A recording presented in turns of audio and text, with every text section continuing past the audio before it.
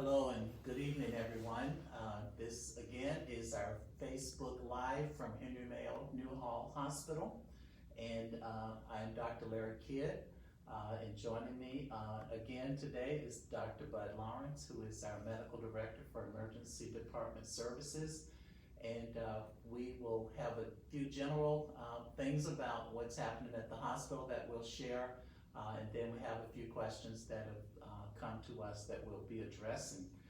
First off, just to let everyone know that the good news is we're seeing a number of our COVID patients that were hospitalized starting to improve, and a number of them have been discharged from the hospital. Many are doing quite well at this point. The other is that we're seeing fewer patients presenting at the hospital that are very ill, although we do continue to admit patients with COVID, but we're not seeing what we initially saw in terms of the severity of illness and also the numbers of patients that were presenting.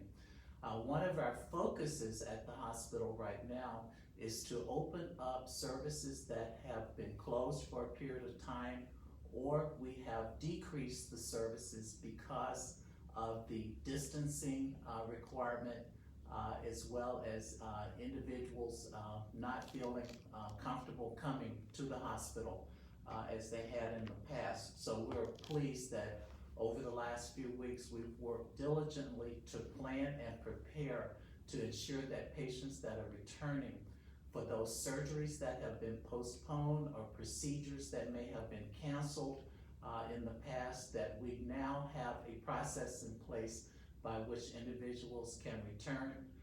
We're reaching out as a first step to understand where those individuals are in terms of their baseline from when we last were in contact, to make sure that if there are any lab tests that need to be ordered, those tests are done, we get those results, and we plan for their visit. In addition to that, one of the differences that patients will see at the hospital is we've spaced our appointments out quite a bit in terms of when people will actually come in and be seen for their scheduled appointments. We have a number of disinfectant processes on top of what we were already doing, because we are a hospital. We had very strict infection control practices in place. We've enhanced that even more so. Patients will receive a call before their appointment to screen them for any acute or conditions that they might need to be seen for by their primary physician. Of course, as always, if we determine that patients are seriously ill, or even before, if they experience difficulties in terms of medical emergencies, they still should report to our emergency room. It has never been closed, never decreased at all. So we just want to remind folks, for emergencies, we still are here as your emergency room in the community. I'll speak a little bit more about what you might expect if you have an upcoming appointment with us shortly. But we'll move to Dr. Lawrence, who will pick up from here with a few items. Thank you, Dr. Kidd. So again, we're reaching a point that Dr. Kidd mentioned that things might be slowing down a little bit on the COVID-19 front. Again, none of us have a crystal ball. It's very hard to say where things will go from here, but I think that the questions that people have might be moving more towards a how do I get a positive or negative test done to know if I have this disease or not, to how can I maybe get an antibody test? And this is something that we've kind of touched on a bit before, but I think it's important to kind of go over this again, because I think now maybe it's on the front of people's minds on how do I get an antibody test? What does it mean? What does that do for me? So the first thing is how you get it. You may be able to get this from your primary care physician's office. Many urgent cares are offering it now. I would be very cautious if you're getting a point of care test, which means one where they prick your finger and they take a little drop of blood. Sounds very convenient, but many of those tests are inaccurate, so you want to make sure that you're getting a test that is accurate. You can always ask your whoever's doing that test, if they have an EUA, which is an emergency use authorization from the FDA, if that particular test has an EUA, that's a great question to ask if you happen to be seeing someone get this test done. Another way to get the test is to actually draw your blood and to use your serum, and there are many labs that are doing that. I know Quest Labs is offering that currently. So something to think about. What does it mean for you is that if you have that test done and you have the antibodies, meaning that you've had this infection and your immune system has responded to the infection, and now you have floating around your blood little antibodies that may or may not keep you from being infected in the future, it's very important to know and understand that. And that's part of what you see on the news about us reopening the country and how important it is from a population standpoint to have a good understanding of who's developed these antibodies and who's been exposed to this virus. So you would be looking for your IgG, and if your IgG is positive, that could be a sign that you could be immune to this specific coronavirus. Now, it's very unclear at this point. We don't have a lot of data to tell us how long you may be protected, how much immunity has been conferred upon you by having this infection. It may be a month, it may be the rest of your life. We really don't know, and it's going to take us a while to better understand that. But I think it's important for you to know as a baseline that the test is becoming more and more available, and it could be something that you could potentially go out and get a better understanding of if you have or have not had coronavirus or COVID-19. Right. We had a few questions related to some of the statistics around people being classified upon death, for example, as potentially being suspected of having COVID-19, and whether or not if just by having suspected of being COVID-19 positive, individuals might be classified, for example, upon death, that is in fact their condition. But in order to be considered COVID-19, you must have a positive test result. And what you probably hear sometimes are what are known as patients under investigation or persons under investigation. And what that means is they may have one or more of the typical symptoms of COVID, but their test results have not come back if they have been tested.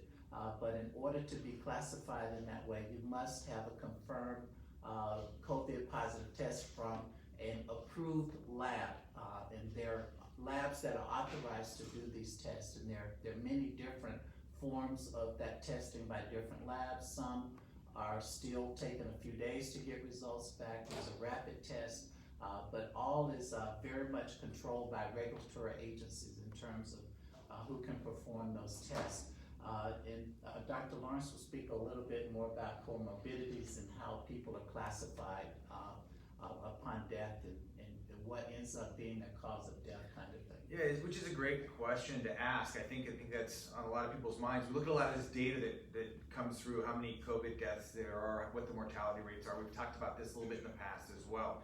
So as Dr. Kidd said, if we are in the emergency room, have a patient that comes in and unfortunately has been deceased, we don't automatically classify that as a COVID-19 death. We need to run a test to tell us that. So it's very important that the public understands that. It's also very important to know that if you are COVID positive and you have other comorbidities, things like high blood pressure, heart disease, lung problems, and also things like diabetes or immune system problems, if that type of a patient did pass away either in the hospital or at home, and they were COVID-19 positive, you kind of need to classify that as a COVID-19 related death, because perhaps their passing away may not have occurred if the patient had not been under the duress of a COVID-19 infection. I know that's kind of a subtle point, but I think it's important that if a patient does come to the emergency room, unfortunately deceased or is deceased here in the hospital, we do want to run a test to make sure we know that it is or is not related to COVID. And also, if a patient has multiple medical problems and COVID, that would be classified as related to COVID because of the stress on their body probably from that infection. Right. So thank you for that question. Good question. I'm sure others out there learned from that piece of information. And we had a question about number of patients in the hospital with COVID. And it varies day to day.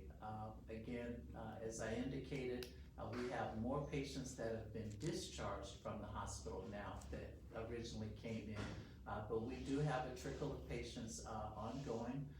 Number of patients that present to the emergency room, their condition is such that they don't require admission, but oftentimes their symptoms do need to be treated. So while there is no cure, but there are symptoms that can be addressed by our medical team. And we had a question, Dr. Lawrence might be able to address that there's some additional symptoms that seem to be showing up. For example, people are reporting that blood clots might be one of the things that are starting to be common. It's something that we've seen. It seems to be that having little tiny clots or even sometimes bigger clots may be a side effect of having this COVID-19. I think for the most part, we are leaning towards giving patients blood thinners when they're here in the hospital. I think that's something that nationally, again, we're sort of learning as we go with this, but I think nationally that is a trend. And I think that we are looking to do what others are doing and are finding success with. So we are looking at things like blood clots. There are a myriad of other symptoms. Common ones are not being able to smell or taste, those types of things. We're looking at all those in the hospital, though. Things like blood clots will be more important. Another treatment modality that we're looking at that was brought up as a possible question is this convalescent plasma and how useful that is. Here at Henry Mayo, we are in the process of making sure that we do actually have a pathway on how to give this to patients. As it stands right now, it looks like convalescent plasma may be very helpful. So we have patients saying, hey, I've had COVID-19, I was positive, or I have the antibody test and I have IgG, can I donate my plasma? We are always looking for patients to donate blood and blood products in general. I think that's something that's been always on short supply, particularly now. So if you are someone who's had COVID-19 or you've had an antibody test that shows that you have IgG, it would be very helpful to investigate donating plasma. This convalescent plasma is what we call it. We feel can be potentially helpful in treating COVID-19 patients. Right. All excellent information. As we're learning more and more about COVID-19, as time passes, treatment options are starting to surface as potential areas where we can improve at least reduce the symptoms of the patients that are presented to us. And ultimately, ideally, we look forward to the day when there's a vaccine and this thing just goes away. So just as a reminder, as we close out today, the hospital is reopening full services next week, outpatient surgery, our cath and special procedures clinic, breast imaging center is open. So we are a full operating hospital starting next week. Everything's open, and we've taken extra precautions to screen and evaluate our disinfectant practices every day, hourly. We have a team of folks that are ensuring that you will be safe, our employees will be safe when they come to our hospital. So again, thank you for tuning in today. We look forward to being with you again on Friday. And please be safe out there and take care. Absolutely. Keep in mind too that there is a community education piece, henrymayo.com, community education, lots of great remote classes, things like mindfulness and other medical conditions as well. Absolutely. We have a number of folks taking advantage of that. So do check it out if you haven't already. Have a great night. Be well. Be safe. Thank you for tuning in. Okay. Good night.